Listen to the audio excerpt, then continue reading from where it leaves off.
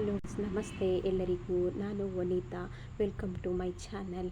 ಹಾಗೆ ಇವತ್ತು ಬ್ರೆಡ್ನ ರೆಸಿಪಿ ಅಂದರೆ ಸ್ಯಾಂಡ್ವಿಚ್ ಮಾಡೋದನ್ನು ತೋರಿಸ್ಕೊಡ್ತಾ ಇದ್ದೀನಿ. ಈಸಿಯಾಗಿ ಮತ್ತು ಟೇಸ್ಟಿಯಾಗಿ ಹೆಲ್ದಿಯಾಗಿ ನಾನು ಈ ರೀತಿ ಬ್ರೌನ್ ಬ್ರೆಡ್ಡನ್ನು ತೊಗೊಂಡಿದ್ದೀನಿ. ವೈಟ್ ಕಲರ್ ಬ್ರೆಡ್ ತಿನ್ನಬಾರ್ದು ಯಾವತ್ತು.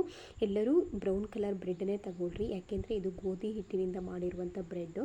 ಹಾಗೆ ನೀವು ವೈಟ್ ಕಲರ್ ಬ್ರೆಡ್ ಇದೆಯಲ್ಲ, ಅದು ಮೈದಾ ಹಿಟ್ಟಿನಿಂದ ಮಾಡಿರುವಂಥದ್ದು. ಅದನ್ನು ಆದಷ್ಟು ಅವಾಯ್ಡ್ ಮಾಡಿ, ಜೊತೆಗೆ ಮಕ್ಕಳಿಗೂ ಕೂಡ ಕೊಡಬೇಡಿ. ನೀವೆಲ್ಲರೂ ಈ ರೀತಿಯಾಗಿ ಇದನ್ನು ಬಳಸಿ. ಹಾಗೆ ಇದನ್ನು ನಾನು ಮಾಡುವುದಕ್ಕೆ ಒಂದು ಪ್ಯಾನಿಗೆ ಹಾಕಿ ಅದು ರೋಸ್ಟ್ ಮಾಡ್ಕೊತಾ ಇದ್ದೀನಿ.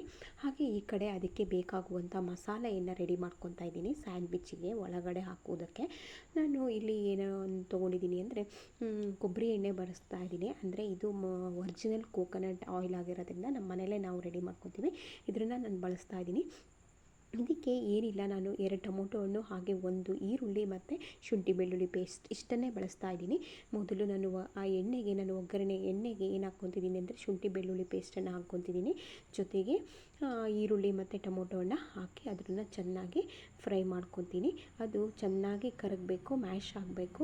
ಅದು ಚೆನ್ನಾಗಿ ಕರಗೋ ತನಕ ನಾವು ಏನು ಮಾಡ್ತಾ ಇರಬೇಕು, ಫ್ರೈ ಮಾಡ್ಕೊತಾ ಇರಬೇಕು. ಒಂದು ಸೈಡಲ್ಲಿ ನಾನು ಆ ಕಡೆ ಸ್ಯಾಂಡ್ವಿಚ್ ಮಾಡೋದಕ್ಕೆ ಬ್ರೆಡ್ಡನ್ನು ಏನು ಮಾಡ್ತಾಯಿದ್ದೀನಿ, ರೋಸ್ಟ್ ಮಾಡ್ತಾಯಿದ್ದೀನಿ ಪ್ಯಾನಲ್ಲಿ ಇಟ್ಕೊಂಡು. ಇನ್ನೊಂದು ಸೈಡು ನಾನು ಇದಕ್ಕೆ ಒಗ್ಗರಣೆಯನ್ನು ರೆಡಿ ಮಾಡ್ಕೊತಾ ಇದ್ದೀನಿ. ಅಂದರೆ ಅದಕ್ಕೆ ಸ್ಟಫಿಂಗನ್ನು ರೆಡಿ ಮಾಡ್ಕೊತಾ ಇದ್ದೀನಿ. ಇದು ಚೆನ್ನಾಗಿ ಮ್ಯಾಶ್ ಅಂದರೆ ಈರುಳ್ಳಿ ಬೆಂದ ಮೇಲೆ ನಾನು ಟೊಮೊಟೊನ ಹಾಕ್ಕೊಂಡೆ. ಇದು ಚೆನ್ನಾಗಿ ಬೇಯೋ ತನಕ ನಾವು ಫ್ರೈ ಮಾಡ್ತಾನೆ ಇರಬೇಕು. ಆಮೇಲೆ ಇದಕ್ಕೆ ನಾನು ಒಂದು ಸ್ವಲ್ಪ ಖಾರದ ಪುಡಿ, 1 ಸ್ಪೂನ್ ಅಥವಾ 1.5 ಸ್ಪೂನಷ್ಟು ಖಾರದ ಪುಡಿ, ಹಾಗೆ ಅರಿಶಿನ ಮತ್ತು ಒಂಚೂರು ಸಾಂಬಾರು ಪುಡಿಯನ್ನು ಹಾಕ್ತಾಯಿದ್ದೀನಿ. ಮತ್ತು ಬೇರೆ ಏನೂ ಸೇರಿಸಿಲ್ಲ. ಹಾಗೆ ಇಷ್ಟನ್ನು ಹಾಕಿ ಚೆನ್ನಾಗಿ ಅದು ಏನಾಗಬೇಕು, ಕರಗಬೇಕು. ಅಂದರೆ ಟೊಮೊಟೊ ಹಣ್ಣು ಫುಲ್ ಕರಗಿಬಿಟ್ಟು ಅಂದರೆ ಸ್ಮ್ಯಾಶ್ ಆಗಬೇಕು. ಅದು ಚೆನ್ನಾಗಿ ಇದಾಗೋ ತನಕ ನಾವು ಫ್ರೈ ಮಾಡ್ತಾನೆ ಇರಬೇಕು. ಆವಾಗಲೇ ಅದು ಟೇಸ್ಟ್ ಬರೋದು, ಸಖತ್ತು ಟೇಸ್ಟ್ ಬರುತ್ತೆ ಅದು ಚೆನ್ನಾಗಿ ಕರಗಿದ್ರೆ ಮಾತ್ರ.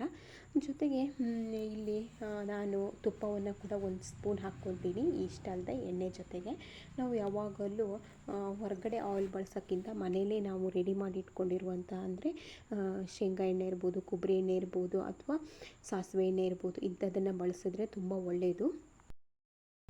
ಇದಕ್ಕೆ ರುಚಿಗೆ ತಕ್ಕಷ್ಟು ಉಪ್ಪು ಮತ್ತು ಸ್ವಲ್ಪ ಬೆಲ್ಲವನ್ನು ಆ್ಯಡ್ ಮಾಡ್ತಾಯಿದ್ದೀನಿ. ಯಾಕೆಂದರೆ ಹುಳಿ ಆಗಿರುತ್ತಲ್ವ, ಅದಕ್ಕೆ ಸ್ವಲ್ಪ ಸ್ವೀಟ್ ಬರಲಿ ಅಂತ ಸ್ವಲ್ಪ ಬೆಲ್ಲವನ್ನು ಆ್ಯಡ್ ಮಾಡ್ತಿದ್ದೀನಿ. ಆವಾಗ ಅದು ಸಖತ್ತು ಟೇಸ್ಟ್ ಬರುತ್ತೆ. ಜೊತೆಗೆ ಇದಕ್ಕೆ ಮತ್ತು 1 ಸ್ಪೂನು ಇದನ್ನು ತುಪ್ಪವನ್ನು ಕೂಡ ಸೇರಿಸ್ಕೊತೀನಿ. ಹಾಗೆ ಇದು ಚೆನ್ನಾಗಿ ಬೆಂದು ಆ ಮೇಲ್ಗಡೆ ಎಣ್ಣೆ ಪಸೆ ಬರ್ತಾ ಇರಬೇಕು. ಆವಾಗ ಸಖತ್ತು ಟೇಸ್ಟ್ ಕೊಡುತ್ತೆ. ಈ ಕಡೆ ರೋಸ್ಟ್ ಅಂದರೆ ಫುಲ್ ಗರಿ ಆಗಬೇಕು, ರೋಸ್ಟ್ ಆಗಬೇಕು, ಚೆನ್ನಾಗಿ ಬ್ರೌನ್ ಕಲರ್ ಬರಬೇಕು. ಅದು ರೋಸ್ಟ್ ಆಗಿ ಸಣ್ಣ ಉರಿಯಲ್ಲಿ ನಾವು ಏನು ಮಾಡ್ತಾ ಇರಬೇಕು, ಬೇಯಿಸ್ತಾ ಇರಬೇಕು. ಆವಾಗ ನೆಕ್ಸ್ಟ್ ಇದು ರೆಡಿ ಮಾಡ್ಕೊಂಡಾದಮೇಲೆ ನಮಗೆ ಈ ಕಡೆ ಪಲ್ಯ ರೆಡಿ ಆಗುತ್ತೆ. ಅಂದರೆ ಅದಕ್ಕೆ ಒಳಗಡೆ ಹಾಕುವಂಥ ಸ್ಟಫಿಂಗ್ ರೆಡಿ ಆಗುತ್ತೆ. ನಾನೀಗ ತುಪ್ಪವನ್ನು ಆ್ಯಡ್ ಮಾಡ್ತಾಯಿದ್ದೀನಿ 1 ಸ್ಪೂನು, ಅಂದರೆ ಸಖತ್ ಟೇಸ್ಟ್ ಬರುತ್ತೆ. ಅದ್ರ ಜೊತೆಗೆ ಅದಕ್ಕೋಸ್ಕರ ಆ್ಯಡ್ ಮಾಡಿದೆ. ಈಗ ಅದನ್ನು ಎಲ್ಲ ರೆಡಿ ಆಯಿತು. ಈ ಕಡೆ ಬ್ರೆಡ್ಡು ಕೂಡ ರೆಡಿ ಆಯಿತು. ಅದನ್ನು ನಾನು ಒಳಗಡೆ ಸ್ಟಫಿಂಗ್ ಮಾಡ್ತಾಯಿದ್ದೀನಿ. ಅದಕ್ಕೇನು ನಾನು ಆಯಿಲ್ ಏನು ಬಳಸಿರಲಿಲ್ಲ. ಅದಕ್ಕೋಸ್ಕರ ಬೆಣ್ಣೆಯನ್ನು ನಾನು ಏನು ಮಾಡ್ತಾಯಿದ್ದೀನಿ, ಆ್ಯಡ್ ಮಾಡ್ತಾಯಿದ್ದೀನಿ. ಇದು ಹೆಲ್ದಿ ಕೂಡ, ಒಳ್ಳೆಯದಲ್ವಾ ಆರೋಗ್ಯಕ್ಕೆ. ಅದಕ್ಕೋಸ್ಕರ ಹೀಗೆ ಬೆಣ್ಣೆಯನ್ನು ಏನು ಮಾಡ್ತಾಯಿದ್ದೀನಿ, ಅಪ್ಲೈ ಮಾಡಿಬಿಟ್ಟು ಅದ್ರ ಮಧ್ಯದಲ್ಲಿ ನಾನು ಸ್ಟಫಿಂಗನ್ನು ಆ್ಯಡ್ ಮಾಡ್ತೀನಿ. ಹಾಗೆ ಟೊಮೊಟೊ ಹಣ್ಣಿಂದು ಸ್ಟಫ್ ಇದೆಯಲ್ಲ, ಅದನ್ನು ಆ್ಯಡ್ ಮಾಡಿ ಅದ್ರ ಮೇಲುಗಡೆ ಇನ್ನೊಂದು ಬ್ರೆಡ್ಡನ್ನು ಇಟ್ಬಿಟ್ಟು ರೆಡಿ ಮಾಡ್ತಾಯಿದ್ದೀನಿ. ಈ ರೀತಿಯಾಗಿ ಮಾಡಿ ತಿನ್ನಿರಿ, ತುಂಬ ಸಖತ್ತು ಟೇಸ್ಟಾಗಿರುತ್ತೆ. ಒಂದೇ ಒಂದು ಸಲ ಮಾಡಿ ನೋಡಿರಿ. ನೀವು ನೋಡಿ ಮತ್ತೆ ಕಮೆಂಟ್ ಮಾಡಿ ಆದಮೇಲೆ ಎಷ್ಟು ಸಖತ್ತಾಗಿರುತ್ತೆ ಅಂತ ಮತ್ತೆ ತಿನ್ನಬೇಕು ಅಂತ ಅನಿಸ್ತಾ ಇರುತ್ತೆ. ಅಷ್ಟು ರುಚಿ ಇರುತ್ತೆ. ಒಂದು ಸಲ ಟ್ರೈ ಮಾಡಿ. ಓಕೆ, ಈ ವಿಡಿಯೋ ಹೇಗೆ ಬಂತು ಅಂತ ಹೇಳಿ ಕಮೆಂಟ್ ಮೂಲಕ ತಿಳಿಸಿ. ಅಷ್ಟೇ ಅಲ್ಲದೆ ನಿನ್ನ ಫ್ರೆಂಡ್ಸ್ಗಳಿಗೆ ಹಾಗೆ ಫ್ಯಾಮಿಲಿಯರಿಗೆ ಎಲ್ಲರಿಗೂ ಶೇರ್ ಮಾಡಿ. ಜೊತೆಗೆ ಯಾರು ಸಬ್ಸ್ಕ್ರೈಬ್ ಮಾಡ್ಕೊಂಡಿಲ್ವೋ ಅವರು ಈ ಚಾನಲನ್ನು ಸಬ್ಸ್ಕ್ರೈಬ್ ಮಾಡ್ಕೊಳ್ರಿ ಅಂತ ಹೇಳಿ ಎಲ್ಲರಲ್ಲೂ ಕೇಳ್ತಾ ಇದ್ದೀನಿ. ಈ ರೀತಿಯಾಗಿ ನಿಮಗೆ ಸ್ನ್ಯಾಕ್ಸ್ ಟೈಮಲ್ಲಿ ಸಂಜೆ ಅಥವಾ ಬೆಳಗ್ಗೆ ಯಾವಾಗ ತಿನ್ನಬೇಕು ಅನಿಸುತ್ತೆ ಆವಾಗೆಲ್ಲ ಮಾಡ್ಕೋಬೋದು. ಸಂಜೆ ಈವ್ನಿಂಗ್ಸ್ ಟೈಮಲ್ಲೂ ಕೂಡ ಹಶ್ವಾದಾಗ ಈ ರೀತಿಯಾಗಿ ಈಸಿಯಾಗಿ ಬೇಗ ಪಟಾಪಟ್ ಅಂತ ರೆಡಿ ಮಾಡಿಕೊಂಡು ತಿನ್ಬೋದು. ಓಕೆ, ಹೇಗೆ ಬಂದಿದೆ ಅಂತ ಹೇಳಿ ಕಮೆಂಟ್ ಮೂಲಕ ತಿಳಿಸಿ. ಓಕೆ, ಎಲ್ಲರಿಗೂ ಥ್ಯಾಂಕ್ ಯು.